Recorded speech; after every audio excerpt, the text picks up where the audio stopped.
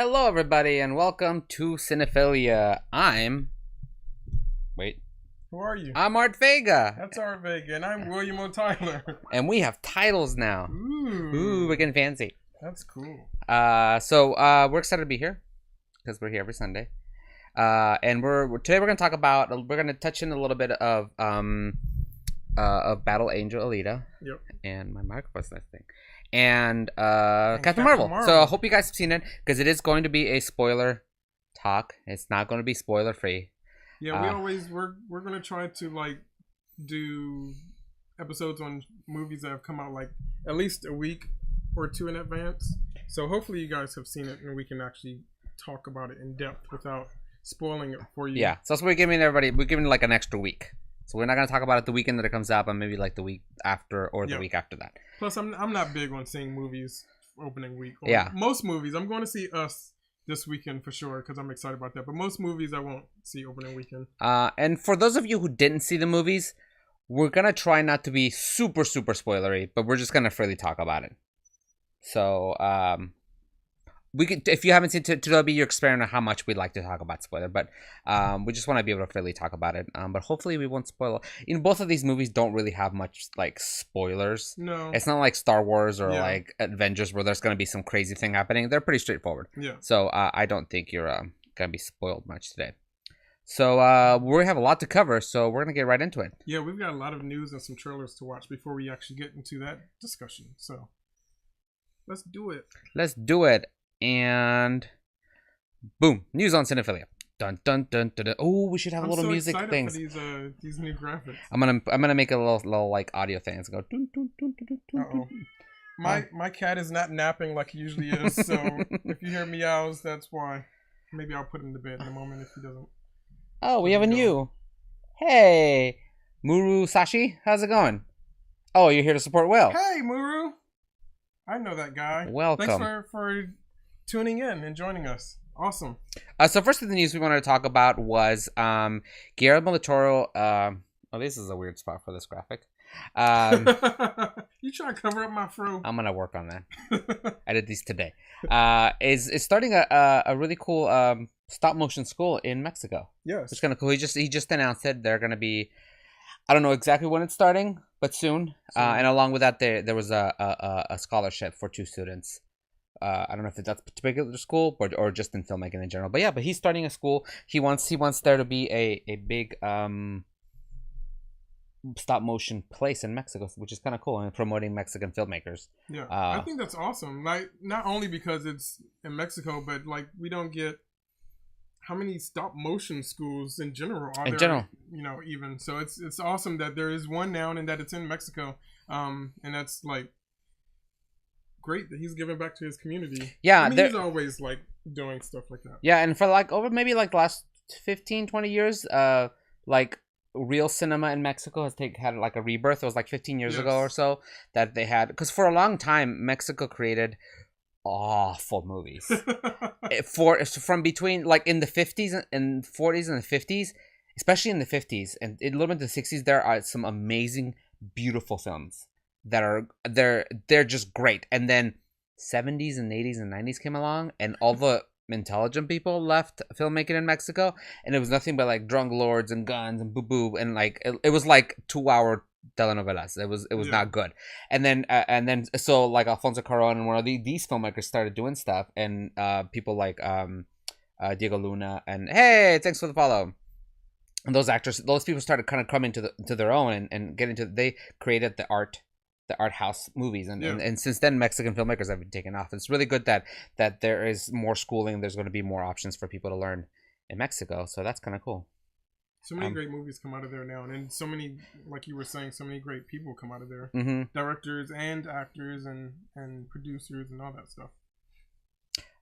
So we're gonna look forward to that. There wasn't much information besides that. It was just, hey, we're making a school, and it's cool. So if you can find the article about it, there was a cool little statue of Del Toro with the Pan's Labyrinth guy's hands. It was kind of cute. Oh yeah, it was. That's what I didn't get when I saw that picture. Now I know what it is. Yeah. So check that out. So we'll see. Hopefully, I think the plan is to have a full feature. I think they said that we're gonna try to make. Sweet. So we'll see what happens. I'm gonna That's quickly exciting. fix my mic because it's falling off the table. Sorry. Should I put my cat to bed while you do that? If you want to. I guess he's been quiet enough, so I'll let him be. Sorry if there's loud meowing. My cat is 18 years old, so he's old and grumpy and rightfully so. Like me, we are a perfect match, except for we don't actually get along. But Okay. Oh no, is my mic low or am I just not sitting close enough to it? It might We'll be just my never fault. sits close enough to it. I can turn him up. You also don't project as much as I do, so I always test the audio with me, and then we should do more with you. Okay. Okay, let me know if he sounds okay now. Sorry, this mic was falling off its stand. So the other news we wanted to hit, and just because we've talked about it a bunch, and we've been so not looking forward to this, is Dumbo.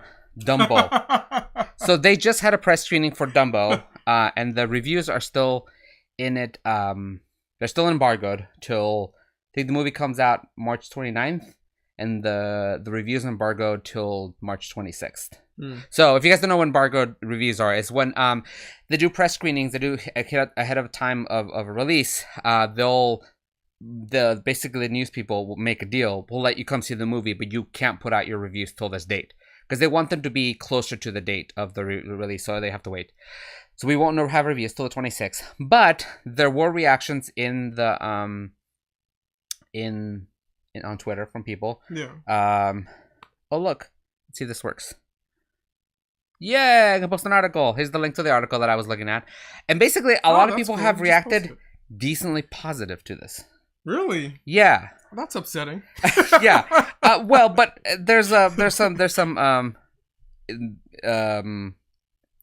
buts about that.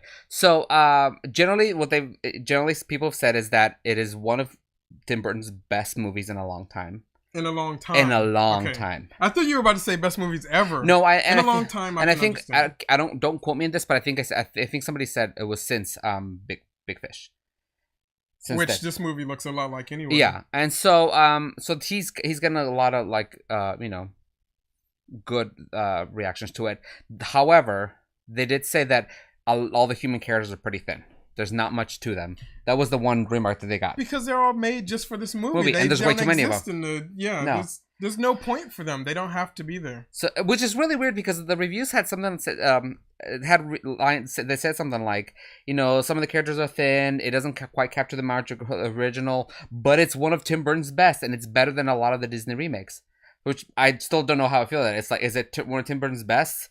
But it's not that good. But it is better than all the other Disney remakes. So I mean, all of that could be true because in order for this to be not that good, but one of Tim Burton's best, that means that Tim Burton's other movies and the other Disney live action remakes aren't that good, which they aren't. Yeah. So I believe all of it could be very true. Yeah, apparently beautiful it is. It's really pretty to look at.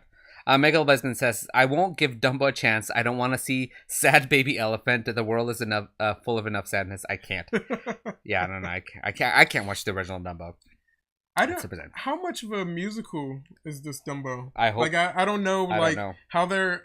I wonder how they're. This would be the reason that I would go see it because I'm not really interested in it, but I would be interested to see how they handle Baby Mine and Pink Elephants on parade. Like whether that's an actual. Yeah. I don't know. One of the reviews, one of the comments on Twitter by Nerds of Color said that Dumbo the character is quite cute, but unfortunately, though it looks great, the movie lacks the sincerity and heart that made the animated original a classic. Too manufactured and super talented cast is a bit wasted with paper thin characters and relationships. Despite some great visuals, very fun Michael Keaton appearance. So they like they like Dumbo. And they liked visually what it looks like, but the story seems to be thin because it already was kind of a thin story to begin with. Yeah, it's Disney's shortest movie, animated movie. It's just over an hour, right? Right. So it's super short. So we'll see. I mean, maybe it'll get or we'll not see because we won't go see it. Oh, the donation goal isn't reset. Oh, we were so on top of things this episode too. I'm gonna have to leave it. I can't do it. Oh well. Moving on. What's the next then? Oh, this is kind of interesting. So it appears that the director of Doctor Strange sort of teased Namor in a tweet. Oh, I didn't hear that. So apparently he posted. I'm gonna send you guys the link. Bloop bloop. Yes, link. He posted a picture. It was like either from a comic book or something of Doctor Strange and Namor fighting. The article read. So he's teasing that Namor might possibly be in the Doctor Strange movie, and because there's a Doctor Strange 2 coming, right? And so he posted this, but then he deleted it. Like he got caught or something, or Marvel Studios was like, no. That's real sketchy. Well, this is so interesting because my boyfriend and I, when we talk about like Marvel movies, for some reason Namor is one of the characters that always comes up when we talk about like who would be good in Namor, and I actually have a dream casting that I would want an actor that I think would be awesome as Namor. Who would you cast as Namor? I would cast Daniel Day-Kim. Ooh, okay, yeah. He has the look, like and he's got that like quiet, like stoic kind of thing. Yeah, I'd be down. I think that would be so cool. I don't know who Marvel would go for, but I would. Yeah, I'm excited. I would be very excited to see Namor on the big screen. And especially because we just had Aquaman, Marvel's got to kind of bring their aquatic side to the table now. Winston said, "Who is Namor? I don't really know him by any other name. He's the Marvel Aquaman." Yeah. So that the thought is now that because there was some DC did well with Aquaman, that they might bring Namor to the Marvel universe. DC did surprisingly well with Aquaman. I was quite surprised by how well they did. And also, but they did but the thing about Namor is that he's sort of in that weird rights gray area that they kind of have with Hulk. Like Hulk, they can use the Hulk, but Hulk can't have its own movie. Namor is in that same area, so he would make sense to show up. Whose copyright is Namor associated with? I have no idea who it is. He's not part of the group that's coming back with Fox. I don't know. So far as the article said is that right now his rights are in a weird area, so he would have to appear as a secondary character. So it makes sense that we maybe bring him something like cool. Yeah. So that'll be interesting. I'm okay with that. We're powering through these news. Good, because we got a lot to do. That one didn't work. Anyways, so it appears now that they've officially said that Bryan Singer is off the Red Sonja remake. He has been fired. I forgot that they were even doing a Red Sonja remake, to be honest, because it's been through like so many iterations. At one point, Robert Rodriguez was going to direct Red Sonja with what's her name starring, who's kind of disappeared now. I can't think of her name. She had the gun on her leg, and I don't know what you're talking about. Okay, you lost me. Which is funny because I'd forgotten this movie was getting made till he got fired from it, and I'm surprised it took this long for him to get fired. Yeah, me too. Because I mean, there's been all these allegations about sexual abuse for him, and that sort of kind of came, and it sort of calmed down, and then he got fired from Bohemian Rhapsody because he was just a giant jerk and was just like. He was going through some stuff. Maybe they were trying to save him on Red Sonja because all his sexual abuse is geared towards other men. So they were like, it's a female empowerment movie. That's not a good decision. He should have been out of there a long time ago, but I don't know. Hardliner says Universal owns the rights to Namor. Okay. That makes sense. So yeah. So that's why they came with. But yeah, so it's weird that it took so long, and why are we making Red Sonja again? Like, it just seems nobody remembers what that is. Do you remember what that is? I vaguely remember that movie. She's the counterpart to Conan, yeah, the Barbarian. I'd be fine with the remake because I think she still has a really strong comic book following because she has a comic book that still goes comes out. In fact, I think right now Red Sonja and Vampirella are about to team up with Betty and Veronica, which is a very weird. That's weird. Yeah, but anyways, she's still like relevant in the comic book world, so I can see why they would be pushing to make a movie, and I wouldn't mind a movie. But Bryan Singer, yeah, he can go. He's done. He's done. He's not gonna work again. because he didn't even like try to like be cool about things. Because then after the allegations, he just went crazy on Bohemian Rhapsody, which is really weird. Next thing, which is kind of exciting, is exciting news that my thing stopped working. Oh God! I made a little animation. Why aren't you working? Boom! They've announced a Sesame Street and Tom and Jerry movies. Wait, 2 separate movies, right? Not no, Sesame it's together. Street and Sesame Tom and Jerry. I'm just kidding. No, it's still totally separate. Okay. Yeah, okay. Sesame Street. I already knew about. I don't know if that's because it's puppet nerd knowledge or because it was announced. But that was not news to me. But I don't know why they just announced it. But yeah, so they just announced that there's 2 movies coming out. I don't know if Tom and Jerry is going to be animated or CG. Probably CG. I love Tom and Jerry, but I'm a stickler on which era of Tom and Jerry cartoons I really, really love. And it's the oldest version. I love the design of Tom, like from when Tom and Jerry first started way back when. Mm-hmm. And there's no way they're going to go with that design. So I'm already... You're done. They can do whatever they want, and maybe I'll enjoy it, but it won't be... unless they come out with that chunky little design of Tom from when they first started those cartoons. It'll be okay, but not yay. So we'll see what that is. They announced the Sesame Street movie, which I think that'll be fine because it's just they already have a team, they have writers and stuff, so they're just gonna take. I'm sure it'll be a simple, nice kids movie. I'm not really worried about that movie. It'll be interesting. I really love Follow That Bird. Yeah, those are cute movies. Yeah, and I feel like it's hard to make a bad Sesame Street movie because the characters are pretty established. Yeah. They have as opposed to calling it Muppets, where like they kind of come in and out of the world, out of like of being produced. Sesame Street is continuously being produced, so they have a team. They have a lot of guidance and stuff. So I think it'll be fine. And they have a fan following built in. Yeah. I sure hope that they film in the West Coast, so maybe I can get in on some Sesame Street. That'd be awesome. One thing that I want to mention, since we were just talking about Tom and Jerry, is that I don't know if you had this planned for the news or knew about this, but they are doing new Looney Tunes shorts. Oh yeah, there's a new series of Looney Tunes shorts coming out that are director not involved, but like they're letting the directors of the shorts do like have creative control. They're not like, because there have been some Looney Tune things lately that have just been like TV shows that have been bad because they've just been produced to get shows out there and not necessarily with creative intent in mind. So they're doing this new series of shorts that are completely up to the directors of each short, how they want to like portray the art style, how they want to do all this different stuff. So and they look pretty cool. And the promo image that they're using to promote it, the reason I thought of it, because I was talking about the old design of Tom and Jerry. The promo image they're using to promote these new shorts is like old school Bugs Bunny, and it looks so cool. Oh, I just saw that. I saw that image, and he's laying down. Yeah, he's got like yellow gloves. And I've never seen him with yellow gloves, but as soon as I saw that, I was like, yes, Bugs. That's cute.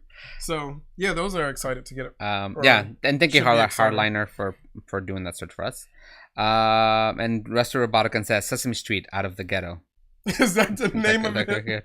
No, let's keep Sesame Street in the ghetto. Not the ghetto anymore. They just got brand new sets. It's a brand new. They did just get. Yeah. They moved Oscar. Like he's not in his place anymore. He's in a new the new place. Everybody's in a new place. There's like a new dumpster area that Oscar lives in. And Big Bird finally has his little thing because it was under construction for forever. Yeah. His little nest area. Now it's done. So good for him.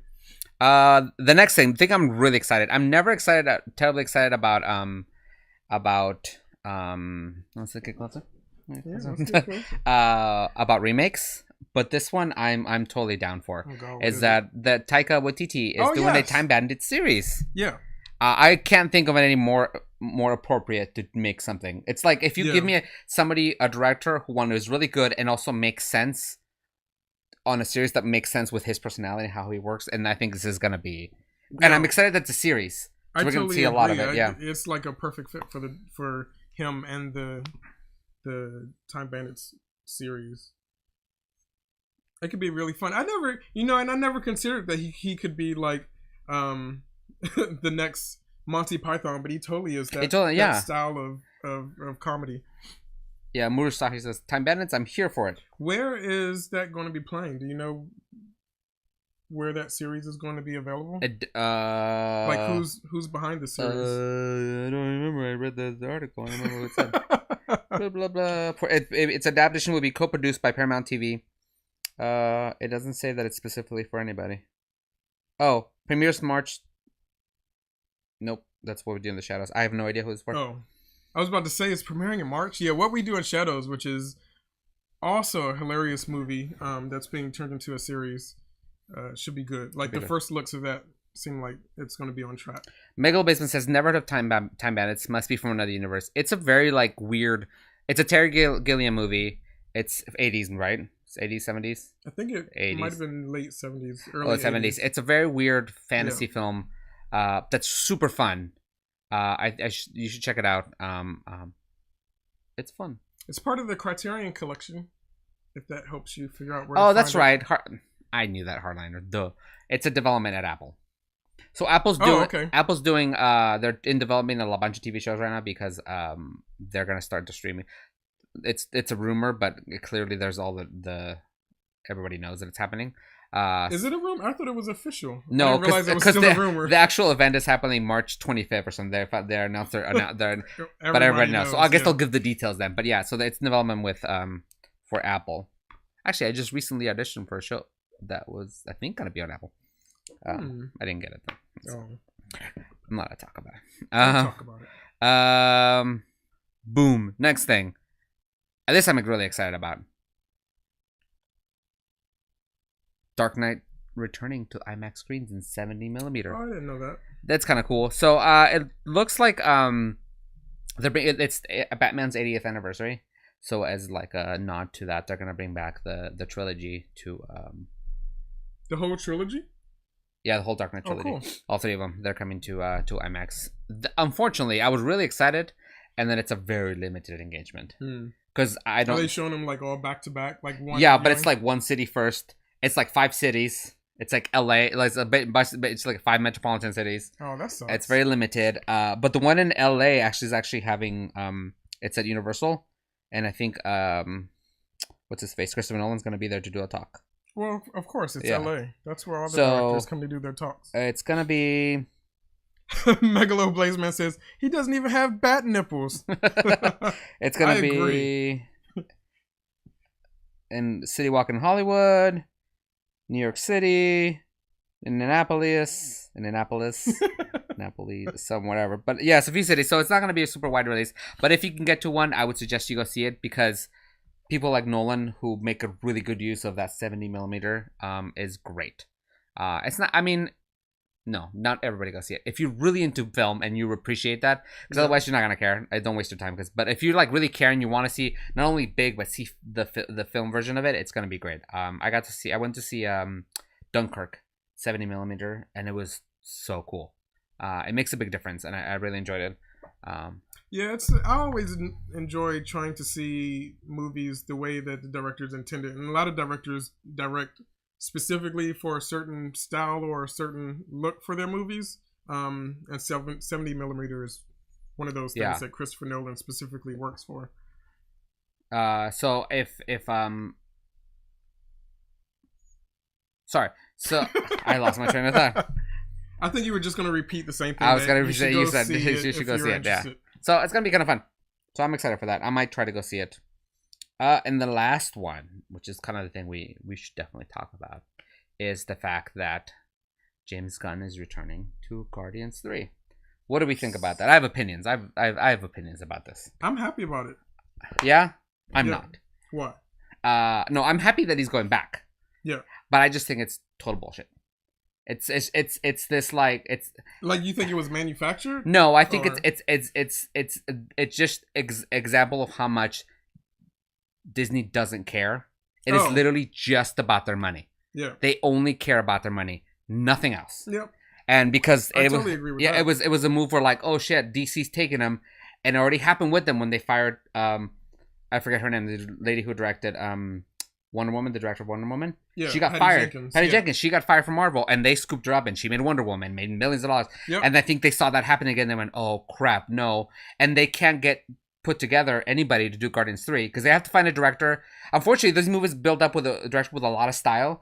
And Taika Waititi was the one who was like, well, if anybody has to do it, he should do it. And he said he wouldn't. He's the only guy who probably could, that we know of. I mean, some unknown could come up and prove us wrong. But he's the only guy that we know of that could probably smartly handle James Gunn's style and continue with it and still make it his own at the same time. Yeah. But he's got other things. Like he's doing Time Bandits and What We Do in Shadows and other movies too. So he's not going to do it. Yeah. So yeah, they would have been hard up to find anyone who could do. Especially after they said that they were going to go with his script. And who were they going to get to do it? Yeah. And so they freaked out and then went, oh, we need it, you know, and so their only option was to hire him back. But what's really interesting about it is that even though they're hiring him back, this whole thing has pushed the Marvel timeline a bit because they are behind now on where Guardians was supposed to come. Because Guardians was supposed to be like the beginning of Phase 4. It was supposed to usher in the next phase, and now it can't. It either they have to push Phase 4 back and put something else there first, or Guardians can't be what ushers it in. But at the same time, while Guardians has been pushed back, Suicide Squad, which James Gunn is directing, is going to come out way before that. And the first Suicide Squad was already like a takeoff of Guardians. Like they were clearly trying to cash in on that whole feel of Guardians. And now that James Gunn is going to do it proper, it's going to be like insane. I feel like the new Suicide Squad might be like really, really cool. And they announced, I don't know if it was officially announced, but it's now known that the new Suicide Squad is a reboot. It's not a sequel. Oh, they're just starting over? They're just starting over, That's and fine. James Gunn is doing it, and now we got Idris Elba instead of Will Smith, and I'm okay with it. And I'm actually looking forward to a DC movie, I have to say. And maybe Disney's gonna go in as like they're banking on the fact that he might actually do a good job then, and then put him right into the next thing. They're just gonna use that, like, look how good he did on this, and how he did in Marvel. And they're just gonna use him, and so that's why I feel icky about it. I'm like, they're cashing in. They just wanted some money. Disney is cashing in on their own mistake. So never let anybody tell you or make you believe that Disney cares about anything, because they don't. No. They care about their money, and this was all a movie. I totally agree with that. And I mean, and the good thing is that everybody benefits on this. This is the one time that Disney looked for all this money, but we all kind of benefit because we get a better movie. Because I can't think of anybody else could have done it. It's like he just needs to wrap up his Guardians, and we'll move on. Muru says, I wonder if Viola Davis will still be Amanda Waller, which I also wonder because she was great. Yeah, she was one of the few. Her and Margot Robbie as Harley Quinn, bring her back because she is a great Harley Quinn just in a really bad movie. Yeah, so I would love to see them give. That's a lot of their characters. I still think like Henry Cavill is a great Superman. Just not Zack Snyder Superman. Yeah. So we'll see. Hopefully everything turns out okay. And I was just reading an article that talked about how right now this is the first time in over 10 years that there are no Marvel movies filming currently. There's nothing filming right now. That's crazy. So part of it is that they got pushed back a little bit because of Guardians. Yeah. And two, I think they intended to have a little bit of a break, a little buffer after Avengers, because this was like culmination of 10 years. 3 Marvel movies this year or just 2? 3. What's the third? Spider-Man. Oh, that's right. But Marvel isn't. I mean, they're associated, but it's not really. Yeah. No, it is Marvel. It's Marvel Spider-Man. No, but I mean, the Spider-Man like solo movies or Sony has more control over. I mean, not control, but Sony is more of the producer of them. Yeah. But there's still that one still counts towards the Marvel thing. But they're done filming too. Yeah. So there's nothing going on right now, which is the first time in a while. And also, I think one of the others is they probably aren't filming is because they don't want to announce what's coming in next because they have to finish the Avengers thing first. And so if they start filming everything, they sort of spoil that. Yeah. I mean, there's some movies we know are coming that kind of spoil it, but they're trying to hold back as much as they can. And I'm fine because I think we need a little bit of buffer, a break from the Marvel movies. Yeah. Some room to breathe. I love that they're all there. I would never take them back because I didn't have these movies when I was a kid. So, but I'm okay with a little Marvel break because it's been hard to keep up. Yeah, I feel like we should get right into the Captain Marvel stuff, but we got trailers. We got trailers to watch, you guys, because. And that would be normally I'd be like, let's skip the trailers, let's go on to the main thing. But I have not watched Aladdin. Yeah, I have not watched the Avengers trailer. Neither one of us have watched these trailers, and we've been saving it so that you get our first reactions to them. I haven't watched the Ninja Turtles and Batman trailer, which I've really wanted to watch. Yeah, I know you were like. So let's move into that. Let's get these trailers out the way. I organize my buttons on my stream deck. Look at guys, it's like there's a lot of stuff. They can't see that. Yeah, they can. Man, trailer, boom, boom, boom. Oh, I was gonna put the word trailers down here. I forgot. So, we need headphones. First trailer, because I don't want to wait anymore, is Avengers. Yeah, I'm sure you guys have all seen it, because you guys don't have to wait like us. Oh, hey, let me turn this off. I can hear myself in the microphone.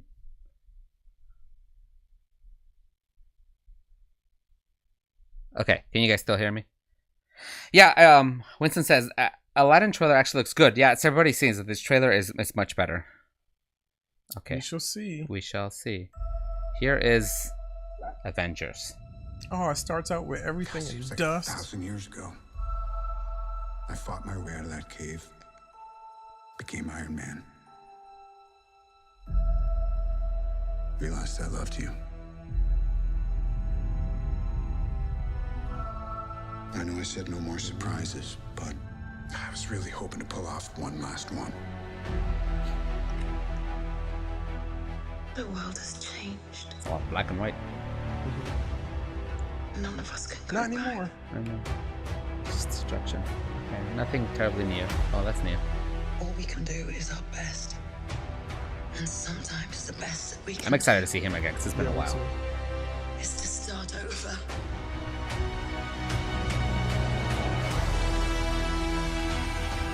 Who needs a big coffin when they're just dust? Yeah, didn't become dust. I saw all these people die. Emotional black and white. I keep telling everybody they should move on. Yeah, Rico's is so much red. Some do, but not us. Even if there's a small chance, we owe this to everyone who's not in this room. His haircut. To try. We will. Whatever it takes. That's up. I mean, it looks cool, but it's a little weird. Whatever it takes. Whatever it takes.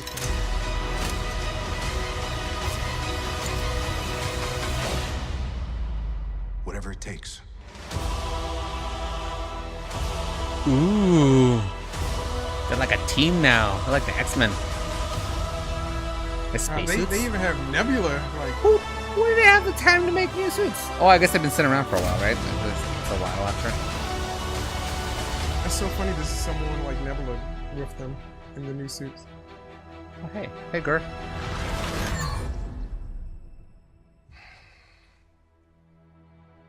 I like this one. All right. I like it. So, Megal Baseman said, a lot of people think it's Kate. That's Kate Bishop. Oh, the girl that Hawkeye's with archery. Yeah. And he says, I think it's Hawkeye's daughter, and she gets dusted right after that. I have a high five. Ooh, that would be sad. We might get that. We might, because he's changing and he's becoming, was it Ronin? Yeah. And he's clearly he's not okay. So I'm guessing we're actually gonna get to see.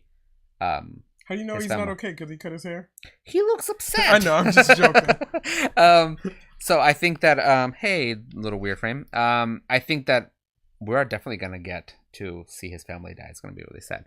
Mega Business. The way you said that, we're definitely gonna get to see that. No, we're gonna see it. I think you're excited for it. Theory. Somehow they get Mjolnir back, and Captain Marvel or Scarlet Witch becomes the new Thor, female Thor, as an Easter egg. Oh, that could be cool. Interesting. Yeah. The one of the memes I saw that has been cracking me up is just someone did a little comic of Thanos snapping his finger and then Hawkeye's sides just turning to dust. Thus he ends up, and then someone else called him Mohawk Eye. And this is the final trailer. This is trailer all done. Well, yeah, it comes out like next month. Yeah. There's not that much longer to wait. Nago says, so next time Art gets a haircut, ask him if he's okay. I just got a haircut. You guys, I didn't have a haircut for like a month and a half, and it was getting ridiculous. I haven't had a haircut in, yeah, you're ridiculous. in months. Yeah, but you're cool. Your hair stands up kind of cool. Mine just gets all messy and like gross. And I feel like and it gets all, yeah, it's gross. Okay. Next. Let's get through this Aladdin trailer because people have been saying it's better now. No. Sorry. No? You don't want to watch it? No, I don't. You hated that trailer that bad? We couldn't see it. I know. But they didn't know that. I have to do a projector. Okay, here we go. Look, I made a white screen on it. Look at Agrabah. I still hate him with a shirt under his vest. Get rid of that shirt.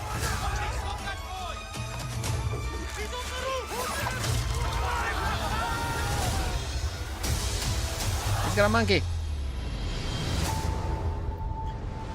I already have feelings about this trailer, but I'm going to wait until it's over.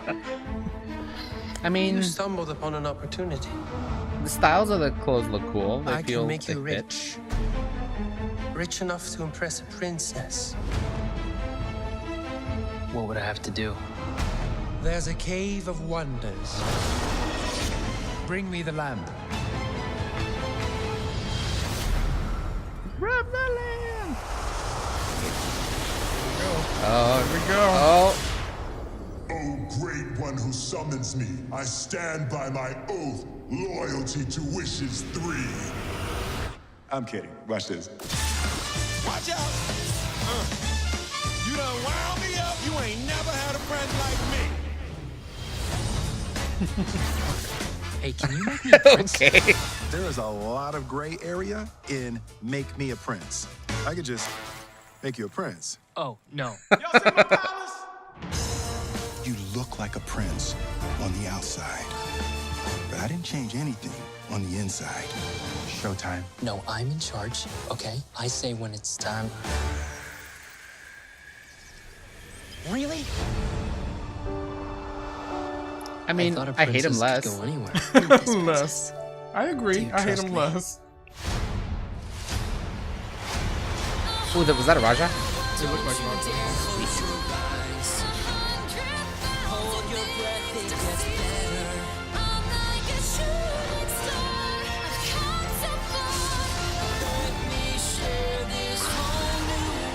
Oh yeah. Giant Iago? Giant Iago? Is that what that was? That sounds scary. Okay, so you go first. I hate it less. I think it was kind of cool to see him kind of come up, and that was much better than that first shot that we saw. Yeah. I am happy that he's not trying to be Robin Williams. I'm definitely happy about that. He's literally just being Will Smith. That's my problem. Which is that he is always Will Smith is always just Will Smith, and I need a genie. It doesn't have to be Robin. It should not be Robin Williams genie. It should be a new genie. But why I gotta be Will Smith genie? Like, yeah. So my initial reaction to this is that visually, it looks like a commercial. It looks like an advertisement for Disneyland. It kind of does.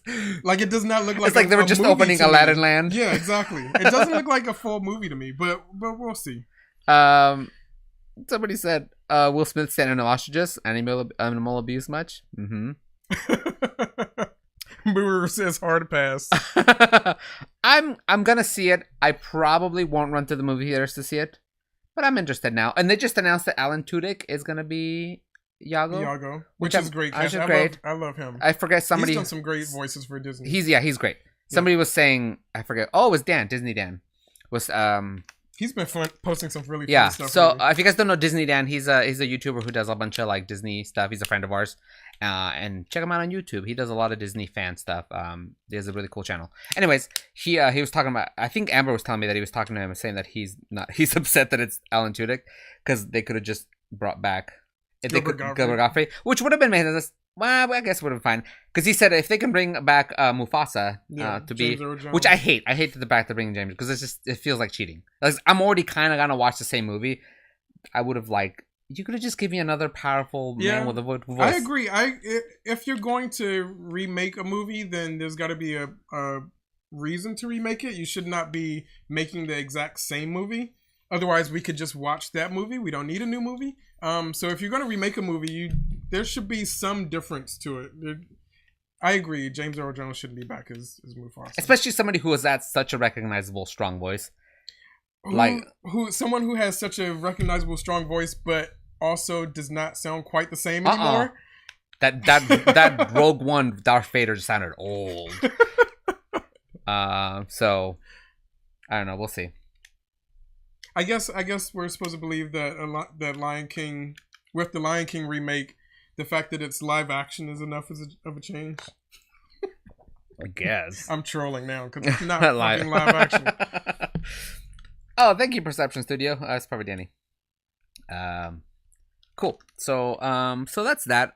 I feel a little better about it.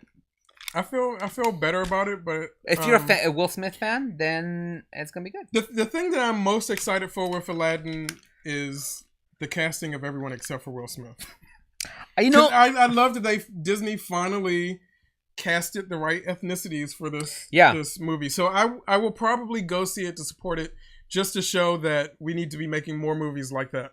But I'm not thinking that I'm going to enjoy this movie. And production design looks really good. I think that the production design, the costumes look great. Yeah. I mean, despite the fact that he's wearing a shirt under his vest, the costumes do look great. Jafar, I'm not so great.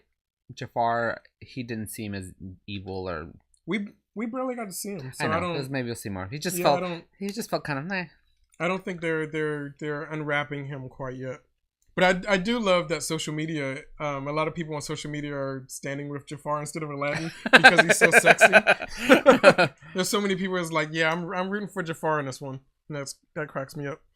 Okay, thing I've been waiting for so much is Batman. Is it versus the Turtles?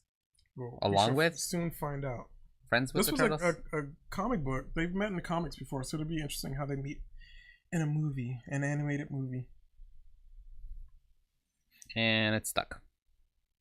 Damn it, Art. Don't make me watch Aladdin again. Hold on. Oh, I clicked the wrong thing.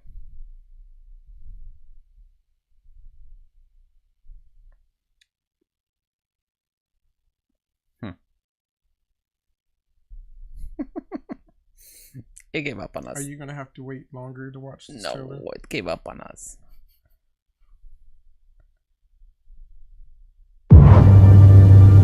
There it is. It all happened so fast. We have to stop them, Batman. Whatever they are, they're going to regret stepping foot in Gotham. This is our big score, gentlemen. It's the bat! Fire! Fire! Do I look like a friggin' bat to you? Huh? I've read rumors about a supernatural bat creature in Gotham, but I assumed it was an urban legend. Ninja Turtles. We came to Gotham to stop Shredder and the Foot Clan. The man who'll help us destroy this city is right behind this door. 3.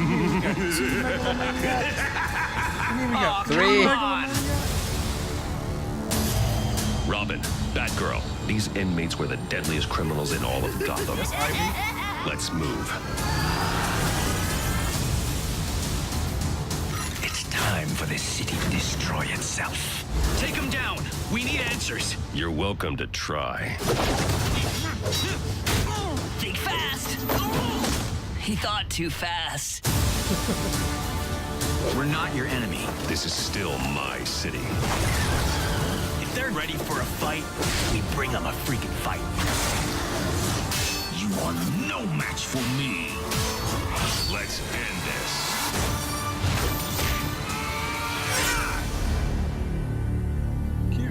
Cute. I'm okay with that. It looks fun. I'll go see it. It's coming to DVD. Yeah, I'll buy it. That was going to be my question. No, those were going to be my 2 questions. You already answered. First, I was going to ask, is it straight to DVD, which it is. And then I was going to ask, you're going to buy it right off the bat, aren't you? I'm going to buy it because it's the Turtles. Of course. Because I love the Turtles, no matter what. I even like the Michael Bay Turtles. I like the Michael Bay Turtles more than I expected. Don't at me. I like them more than I That's what kids expected. say, right? It's the youngins say. Yes. Don't at me. Mitchie, is that right? Mitchie tells us when How we do say you that. do, fellow kids? Mitchie does our she's our person of reference for young people. Young slang. No, don't at me. So we'll see. I'm excited about that. Oh, we got one more trailer. One more trailer. This is so I want to thank you guys for those of you who've been posting a lot in the Cinephilia Discord. Because I do check it. I do see it. I don't always reply to anything.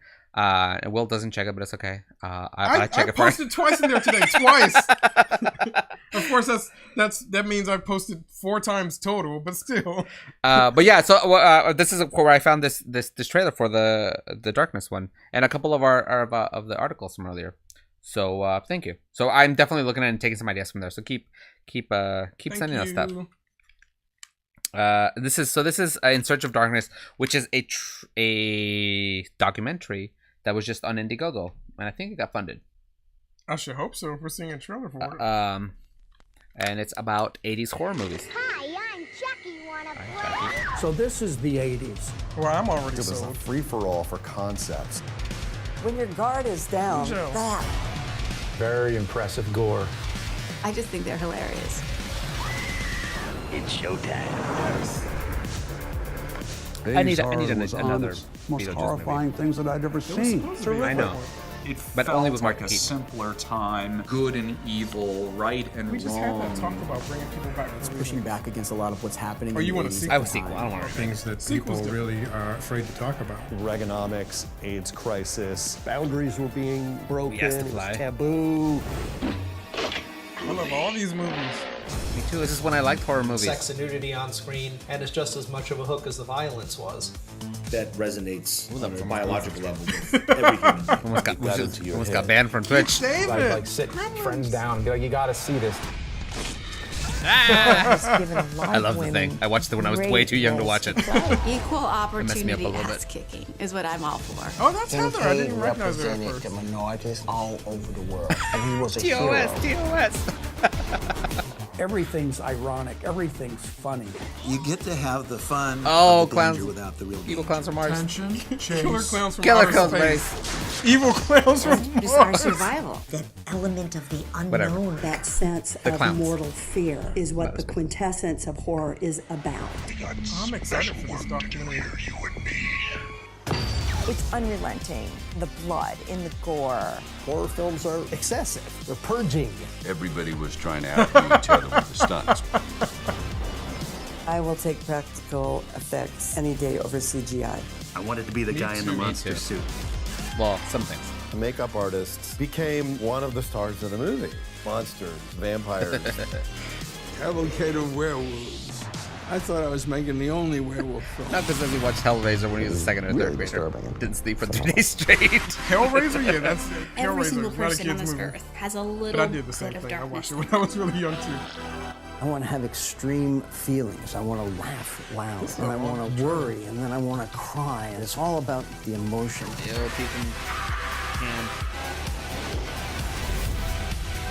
That was the kid in Stranger Things that would hop on my bike with all my friends. Oh, drive this down to is video the store, Backer rent a Awards stack of trailer. horror movies. We were all in the moment, making stuff Backer up. Rewards I trailer. love the Because magic there was just a We don't take flash of ourselves text that seriously, says, but we take the your last movies time very claiming your seriously. Backer Rewards. Nostalgia Oh, is yeah. powerful. Guilty pleasure? I'm not guilty about it. I don't feel guilty. Yes. I think it's great. We have such sights to show you. That'd be awesome. I'd be upset.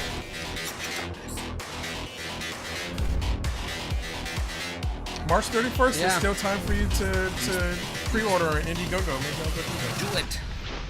Holy shit. Well, I'm glad we got to show that so that anyone who's interested and Yeah. just saw that can go Go to the help Indiegogo. support. They're on Indiegogo. I checked out their website. Nice. So check that out. So that's a lot of good movies. I'm happy with them. Yeah.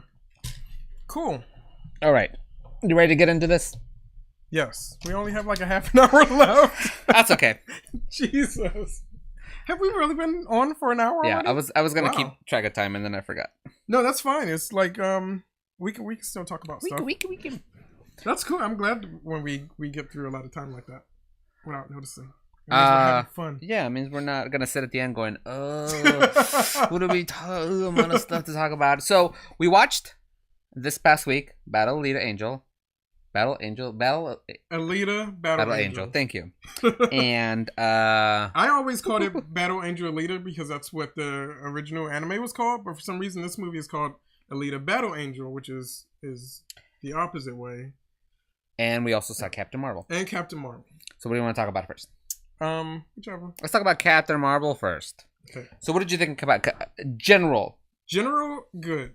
General, it was a Marvel movie. Like, it very much is the formula Marvel movie. And we kind of get back. I think Marvel has for a long time, they've been able to not have to go into doing like a legit origin story, because they've been introducing characters before their movie comes up. Like Black Panther, we knew already. So when we got to learn about him, it felt like a continuation of the character we knew and not necessarily an origin story.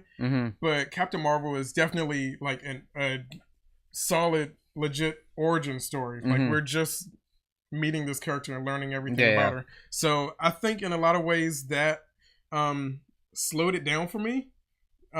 Slowed down the flow of the Marvel movies for me. But it was still a good movie. Like, it was what it had to do, it did. And I enjoyed it. Cool. Those of you freaking out about spoilers, we're not going to give too much away. I'm just warning you, there could be spoilers. I'm not actively looking for spoilers, so I don't know. We'll see. Anyways, I enjoyed it. I had some issues with it. It was definitely not at all my most favorite, not even my top favorite Marvel movies. So I have a ranking of Marvel movies, and I think Captain Marvel came in at number 16, which is pretty. I mean, there are a lot of Marvel movies, and that includes the shorts as well. That's pretty low. So yeah, I would agree. It's not my favorite. Yeah, Marvel it's movie. not bad by any means. I'm gonna go with the negative stuff, so we can get to the positive things about it. Okay. Negative things about it. Things I didn't like about it. I didn't like the pacing of the film. Yeah. I thought the film was way too slow. Yes. And it took so long to get to the point. Yes. To get to it. I think that's what I didn't like. I didn't really have a problem with her or any of the character. Well, generally was fine. The story made sense. It was it wasn't a complicated story. It was pretty straightforward. Yeah. It was just origin story, so there was not much to it. But the pacing of the movie I found kind of weird. Yeah. And that was my main gripe with it. I have little picky things here and there, but generally that was my main gripe, is that I found myself bored at times, which I shouldn't have been that way, because all the like having Samuel L. Jackson in a film, he's super entertaining, and I wish they would have used Coulson a little bit more, because I was surprised that they didn't. As much as they talked about him leading up to the movie, and he it's almost like just a cameo. Yeah, I didn't like that. I was like, if you're gonna don't waste him, use him. Everybody actually loves him, just put him in there.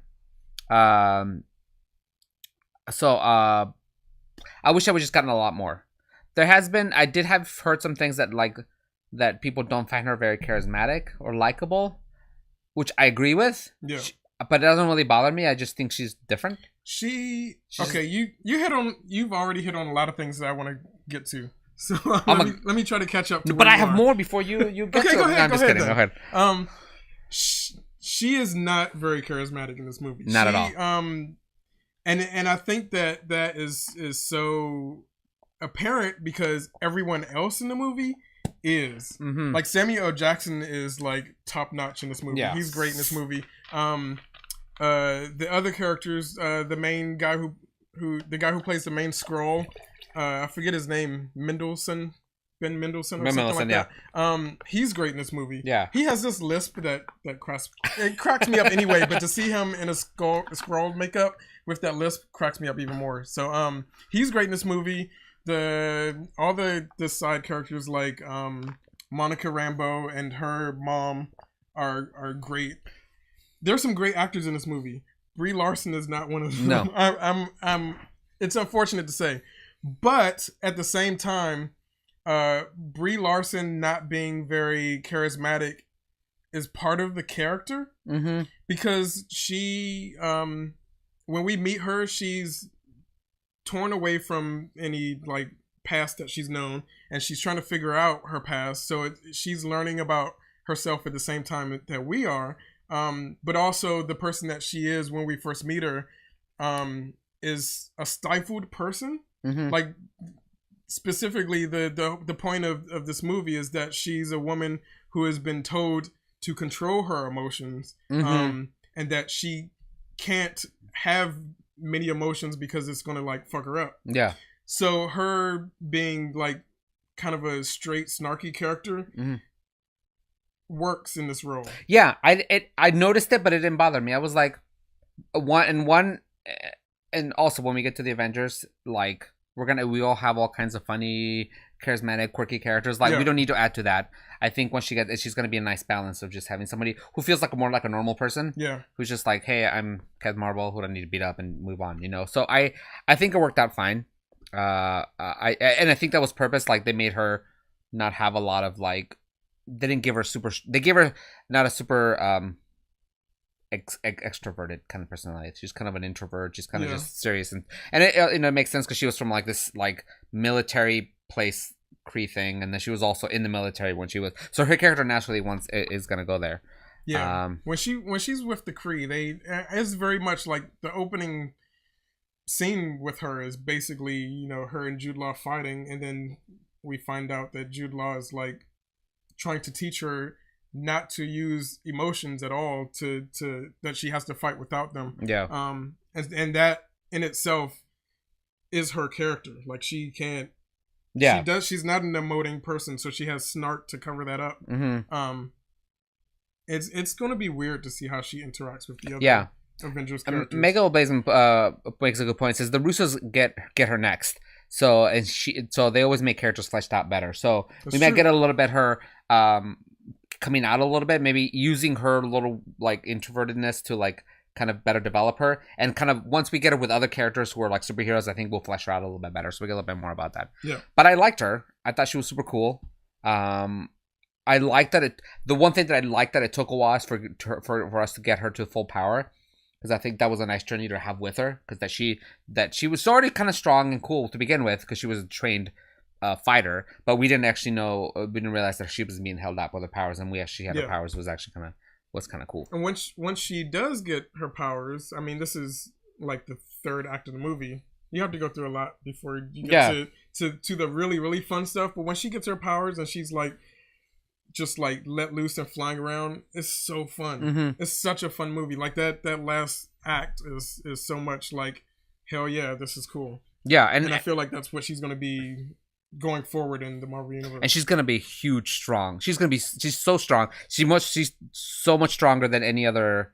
I mean, literally, I think her and Thor are probably the strongest superheroes in the Marvel right now. There's in the Marvel movies, yes. Yeah. There's another character in the comics who is just as strong as her, and I watched this entire movie with the hopes that they were planning to do this now that they have their X-Men characters back from Fox.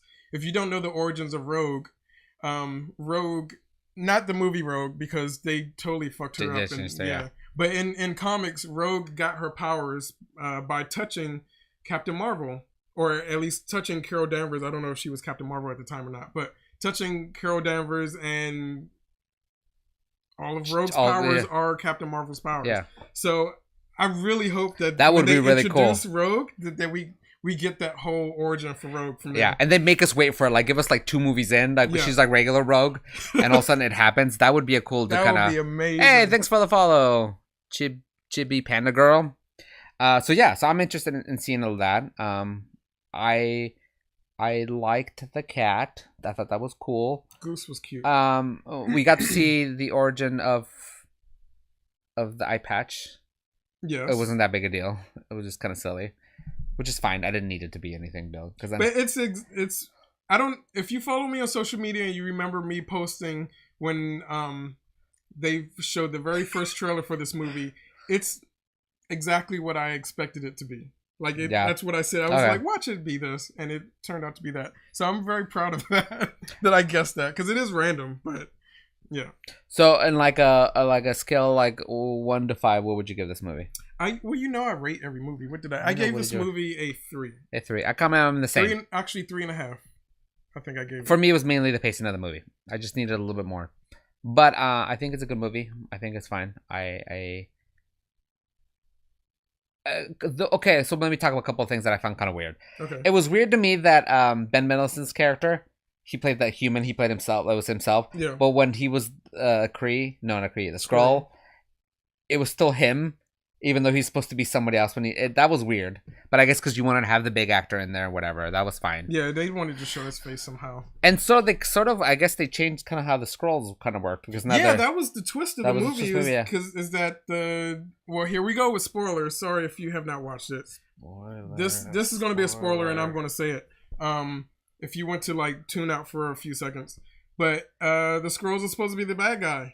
Yeah. And in this, you're sympathetic for them, and they actually in the Krees turn out to be the bad guys. So, that was an interesting twist. I hope that because I was reading online and someone said that counting the Skrulls that land on the planet when they first come to Earth, only like 3 are accounted for by the end of the movie. So there's still 1 running around out there, and I hope that they set up the whole Skrull invasion thing for the heroes in the future. Because there could be some angry Skrulls. They could be like a bunch of them went home and they're happy, and some of them are like still pissed. Some people think that current day Nick Fury is a Skrull, because when they were that scene where Captain Marvel and Nick Fury have to have that like tense like quick one-on-one to prove that he's not a Skrull. Uh-huh. The one thing he says is that he cannot eat toast when it's cut diagonally. Uh-huh. And there's a scene in a previous movie. We're getting nerdy today. There's a scene in a previous movie where I forget which movie that is, when they're at Hawkeye's farmhouse. Uh-huh. And Nick Fury is giving a speech to everyone while he's making a sandwich, and he cuts his sandwich diagonally and eats it.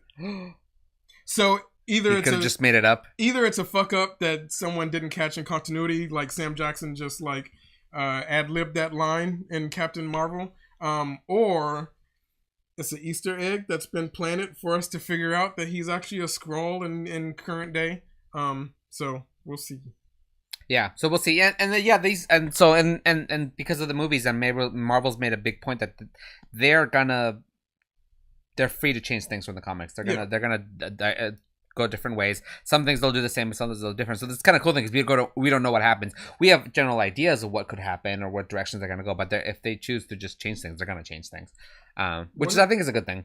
One of the things that I found most exciting about the movie, which is a change from the comics, is in the comics there was another woman Captain Marvel before Carol Danvers, mm-hmm. who is Monica Rambeau. And if you recognize that name, it's because that's the little girl in the movie, the little black girl. And when they were first casting this movie and I saw that there was a black actress that had been cast, I was like, oh, she's going to be Monica. Mm-hmm. She'll be like, unfortunately, she'll be a sidekick, but, it'll still be cool to see her. And then I found out that she's actually Maria Rambeau and that Monica's the little girl, which I think is very smart planning, because when we get to present day... and she's going to be an adult. Yeah, since this movie is set in the 90s, we get to present day, Monica Rambeau is going to be an adult, and I hope that we get to see her take some sort of superhero spot. Like, we could have our first black woman superhero, which would be amazing. I mean, the guards in Black Panther are all amazing, but this is like really cool. I would love for how them cool to it would be out. if they just snuck her into the next movie. They're like, you have no idea. We've already cast somebody. We tell you who it is. She's already there, and she shows up in the Avengers. I would scream. I would literally scream in the. That would be such a cool thing to just toss her in there. The other thing about Monica Rambeau in this movie is that the actress who plays her has the most geek culture name ever. The actress's name is Akira Akbar. Is it really? Yes, that's her name. That's like geek culture all summed up into one cute little actress. Wow. All right. So yeah, I'm looking forward to what Marvel has in store for us based on what we've seen in Captain Marvel. Okay. Who directed this movie? That's why I didn't actually. It's Marvel's first female director. I forget her name, but it's co-directed. It was her and another director. They didn't trust her to do it by herself. For some reason, that's how it happens. When like when Pixar finally had a female director on Brave, she was a co-director with the male. I don't know why this is a thing that the film industry They did wants with to Coco do. too. They had a Mexican director like we're gonna throw another guy in there just in case. I don't know why that is a thing, but it's really annoying, and it is. Yeah. So I think that was my only thing, is that I think it could have been maybe just directed a little bit better. Yeah, I would agree. That's what I meant by like it being a origin story. It felt like it kind of slowed down the flow. Yeah, and it almost felt to me like they could have gotten through the origin story just a little bit quicker, because it's pretty simple. Hey, she crashed. Hey, we give her powers. Like. The directors are Ryan Fleck and Anna Boden. Ryan Fleck, I have never seen any of his other movies, and Anna Boden, I also have never seen any of her movies, but they have movies that they worked on together, so maybe they just come as a team. Michael Besson says they had some technical issues on the film, bad lighting, and music volume was all over the place. Just rookie mistakes. They were a bit green. That was one thing. At the very beginning of the movie, some of the CG looked really like when Annette Bening first appears and comes out of that like liquid stuff. That CG looked really bad. Yeah. But as the movie went on, the CG looked great. Better. Like, you guys know I love my animated hair. Carol Danvers' hair flying around in the wind was amazing. I thought that looked great. Cool. Let's jump into Battle Alita for a second, so we can so we can then come back and maybe compare them a little bit, because we have a little bit of time left. You go first. I was not the biggest fan of this movie. No? No. I think that it did a lot of stuff right, but overall, there were a lot of things that happened for the audience that did not feel organic for the characters in the movie. Okay. Like there were things that happened because the audience needed to know something was happening, but for the characters within that world, it felt like that's not what they would have been doing. It had a really weird feel, and if that had happened like once or twice, it would have been whatever. But it seemed to happen. It was like what? Like Alita just coming out in her pajamas and doing Olympic acrobats in the room in front of her father. Like that was just weird, and it just had no one initiated it. She just came out and started doing it. It was like, okay, so the audience needs to see that she's powerful and she can do things. But that character, would she really just come out and do that? Like it was weird. She got a new body. It was weird. I gotta say, I think I was okay. Now I want to say I like this more than Captain Marvel. I was entertained more by this than Captain Marvel. Okay, I can see that. Yeah. Mainly because they have a really strong director. Yeah. Because Robert Rodriguez directed it, and he's just generally always a stronger director. Yeah. He can make things that are just you sound ridiculous make good. Like he made the Shark Boy and Lava Girl movies. Yeah. Who were actually entertainment. They were pretty good movies. Movies. They were just silly, fun movies, but they work. He's got this really great way to great way to like commit to things that could otherwise be silly, and just commit to it in a serious tone. Like he made this like what could be a really weird anime thing that you think about, like everything that's in the movies. If I were to describe it to you, you'd be like, sounds kind of weird. Yeah. But he committed to it, and he made these things sort of kind of work, and committed to these like weird characters. Which so I that part I liked it. Seeing the trailer, the things that I thought that I would not like about the movie didn't bother me at all. Like the character's design. Yeah. Because her eyes are so big and she's set in the real world. I thought it was going to be like a Uncanny Valley thing, but it worked. She looked fine. Yeah. She looked great. And she fit really well within other humans. You put it next to other humans, and she looked great. Yeah. We're getting so much more. It was like if the Uncanny Valley is like here. She was just like right on the other side of the Uncanny Valley. Where you're like, she looks a little weird, but I'm okay. She doesn't make me uncomfortable. Like I'm comfortable with it. Yeah. I thought she looked out really good. I do like that you brought up Shark Boy and Lava Girl and Spy Kids, because the other thing that I did not like about this movie is that it felt like two different movies. Because Robert Rodriguez is really, really good at like the kids stuff like that and making it really fun. And there were a lot of scenes like that in this movie. And Robert Rodriguez is also really good at like really hardcore like intense stuff. And there were a few scenes of that in this movie, and it didn't feel like they aligned. Okay. Like you get Alita having her cute moments with the boy that she has a crush on. Yeah. But then you also get her like spoilers ripping her arm off while punching someone in the eye. Yeah. And it felt like there was a lot in both directions. It was like a seesaw going in both directions, but it never stopped to meet in the middle. If that makes sense. I do think my favorite scene. I wish that it had gone more in the direction of like hardcore craziness, and less of the cutesy parts. Because the only scene that really got outrageous to me, and I was expecting it to be really outrageous, but the only scene that really got outrageous to me was the skating, the roller derby thing. Yeah. That was a fun scene, but the action and the intensity was so high in it. But I wish the whole movie was like at that level. That level, yeah. I didn't like the whole the love thing with her boy. It was weird. I was weird to me. Like I didn't need it. No, she didn't need it. No, like she was so. She just kind of. She has just been rebirthed basically into this world, and she had all the shit she has to deal with. Like I feel like any normal person would have not even.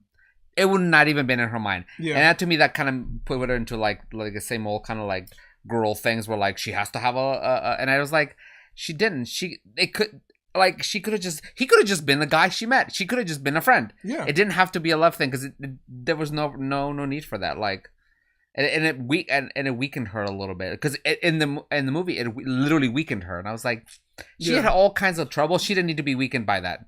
Yeah, that's the one thing I really didn't like. That's part of like what I mean. Like they were doing stuff just for the audience, but it did not feel organic for the characters. Like she literally, another spoiler, she literally pulled her heart out of her chest and tried to give it to her boyfriend. I was like, so that weird. He could sell it and make money. Like this, just so he could move up to the nicer buildings. Yeah. And then when he's like, she's off being badass rescuing the day, and he's at home like trying to recover, and she finds him going up to the sky place. Like he didn't even come to check to see if she was okay. He was just going up there for himself. Yeah, like he didn't fucking care about her. I got pissed off at the very end of this movie. There were some things that just didn't line up. I think she would have been a much stronger character without that love interest. Yeah. I did find that it was a little weird. Maybe it's weird, but I understood kind of why it helped move the story forward. That her relationship with her and her dad was very quick. All of a sudden, we love each other like that. Like, It was a little weird, but I understood that we didn't really have time to spend to work on it. I wish they maybe just worked on it a little bit, because she immediately trusted him and was like, we're best buddies. Like, at first she was like, oh, who are you? And all of a sudden, we're like best friends, and he's my dad. And, like, it was... Yeah. So it's got some issues, I think, but I still generally think it was a good movie. It's hard to make a movie like this and actually have people want to see it. Yeah. Because we've gone through so many movies that look like really cool, weird sci-fi, and nobody goes to watch them. And I feel like this one is doing well in the movie theaters. Yeah, it is. People are enjoying it. So I'm glad that we got something that was kind of weird and sci-fi and different, and it's doing well, which is kind of cool. I really loved, actually more than I loved, like her fit on her sort of CGI work, was the people who had the CGI, the real faces, but the CGI bodies. Yeah, I thought they looked super cool. Well, that's part of why I really like that roller derby scene, is because that was all of them. All of them, yeah. And they're really cool.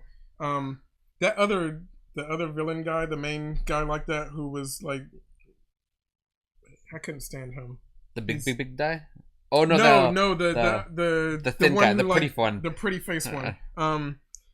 He was my favorite. Looking wise, he was my favorite. He looked really cool. He looked great, but I mean, as a character, we're not really supposed to like him. But I actually watched the original OVAs, the original Battle Angel Alita animated series. I never read the comics, but I actually watched the original direct-to-video movie series just before seeing this new one, and they're pretty similar. Like it was a good translation of what that was. Yeah, I was surprised that I didn't realize that Mahershala Ali's character was black in that too. Yeah, that's cool. But the ending with him was also kind of anticlimactic because it felt like they purposely didn't do a lot of stuff so there could be a sequel. Yeah, and which is unfortunate, because actually Megalobuzz been saying right now is it's doing well, but I agree with the industry estimates that it's over an unnamed Fox person. They say the film needs to make 500 million to break even,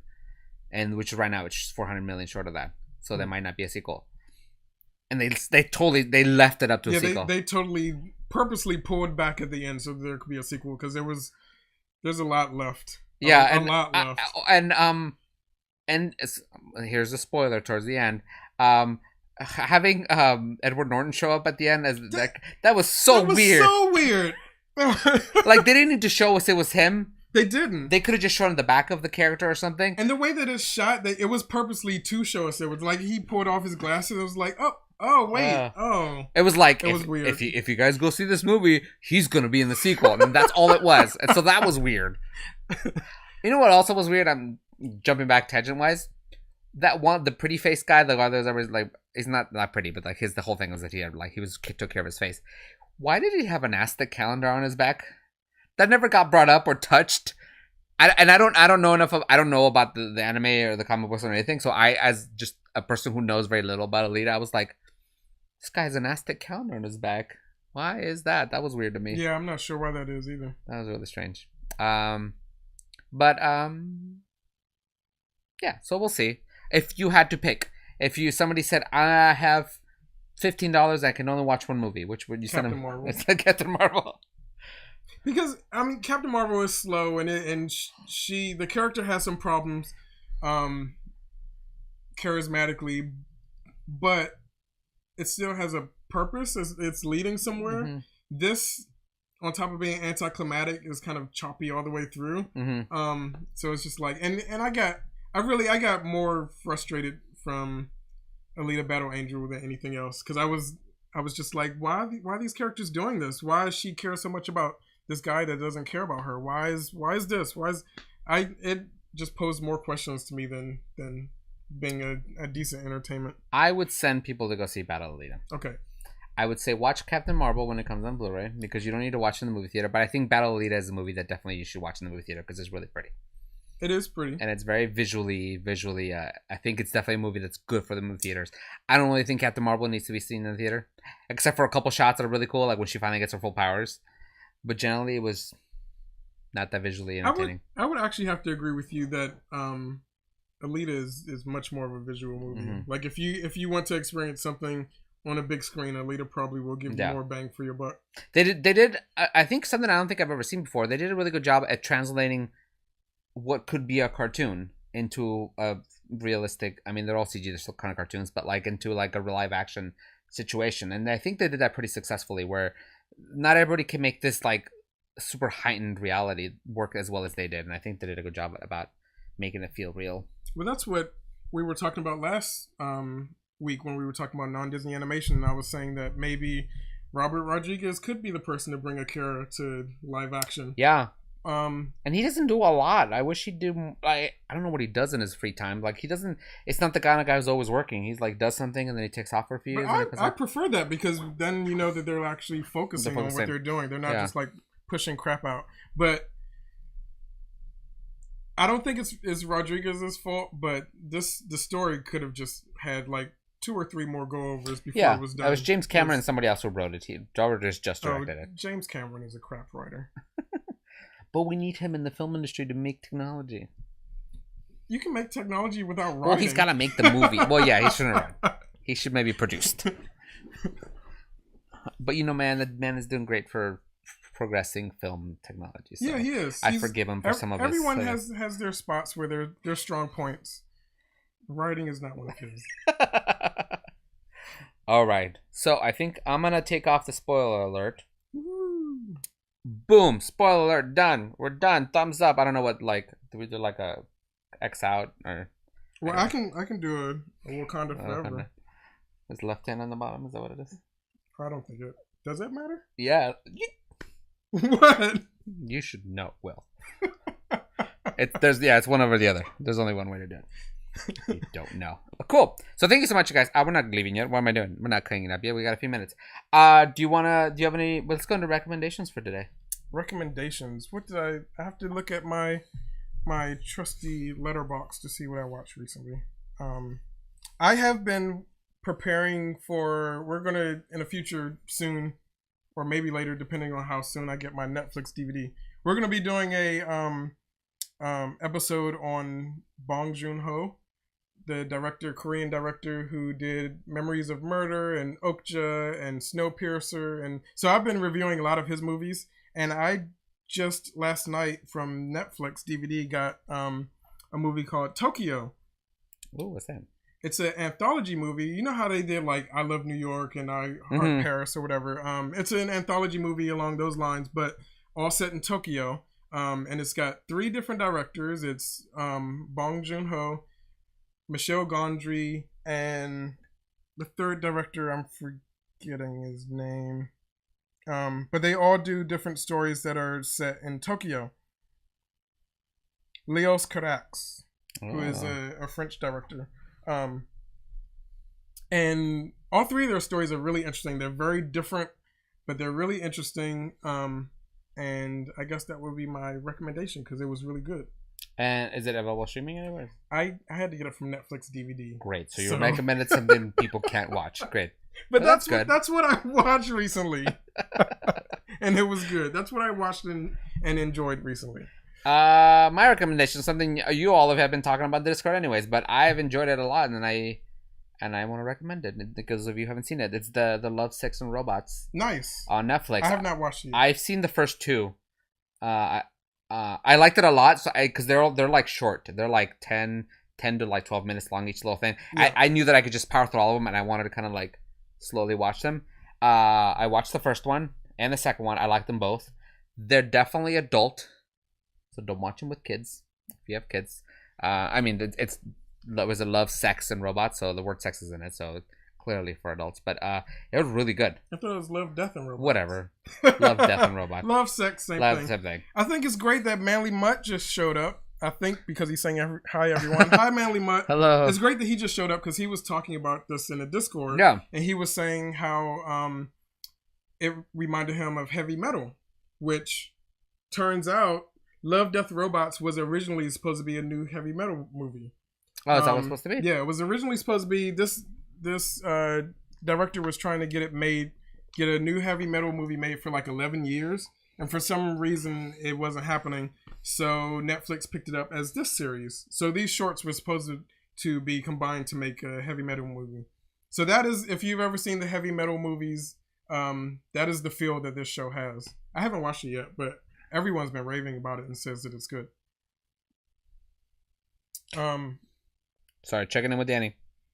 There were the first heavy metal movie I think came out in like the late 80s, early 90s. Mm-hmm. Then there was a Heavy Metal 2000 remake, which was like kind of like Fantasia 2000. Mm-hmm. Not a remake, sorry, a sequel. A sequel, yeah. That just continued with new stories, and so this is the emotional sequel to Heavy Metal.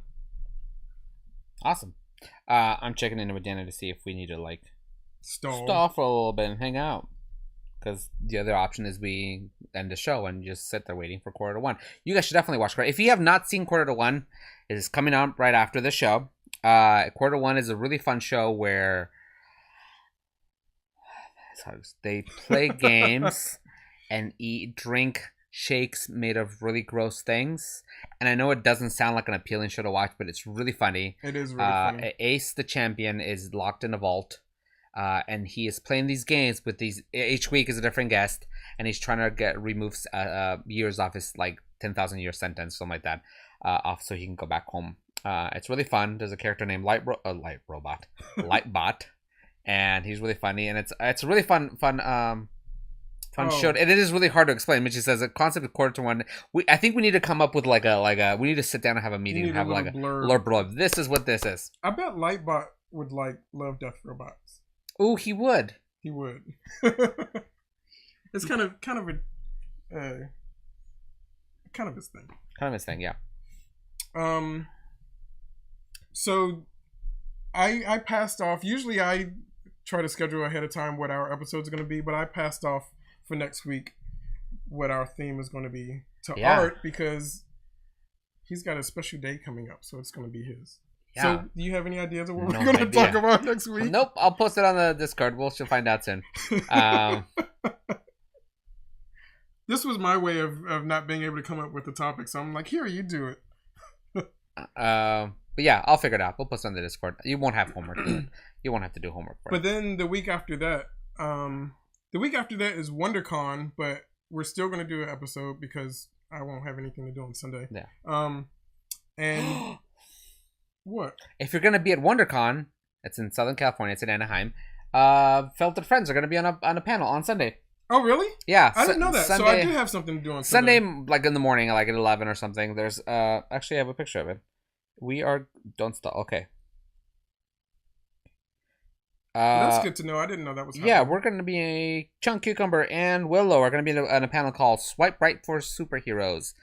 Sunday at 3 to 4 p.m. 3 to 4 p.m. So I guess I'm coming right after that.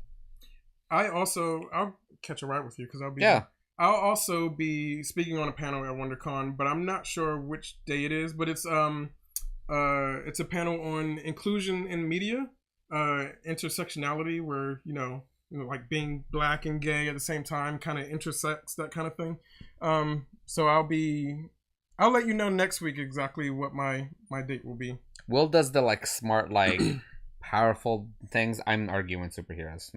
That's fine. I mean Chunk is. There's a place for that too. So, and we're gonna be doing this panel with Alex, Catherine, Cole Garrison, and JPG of the Geek Say What Network. They run a really cool podcast network called the Geek Say What Network, and we've been on their podcast called Ready Set Geek a few times. So they're really fun people. They're great. We're gonna do this thing where they do. Basically, you argue your way down a bracket of different topics. We're going to do superheroes. So we're probably going to go down a bunch of lists of heroes, and everybody gets to argue about why they think, and then we all vote. See, that sounds like fun. I would love to do that. So we're going to be that. It's going to be great. So Sunday, March 31st, if you happen to be at WonderCon in Anaheim, California, this end of this month, it's going to be great. And we're going to be hanging out there probably Friday, Saturday, Sunday. I don't know yet. Yeah, I'll be there the whole weekend too. Cool. I might be going on a trip, so I'm not sure what days are. And we're still doing that Sunday. We are still doing Cinephilia. Us comes out. Jordan Peele's Us comes out this weekend. So you'll have until then to talk about it because that's going to be our topic for that Sunday. Oh, I do want to. Yeah, I'll say it. No, I won't. What? I have a topic first. No, I'll save it. Never mind. Okay. Ignore what I just said. So we're gonna get together. They're ready for 1:45. They're gonna start in just a few minutes. If you guys hang out here in the chat for literally a few minutes, they're gonna get started, and it's gonna be a lot of fun.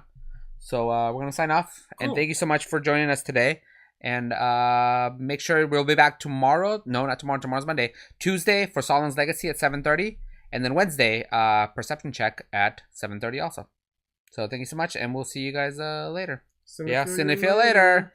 Well, we're still not good at that.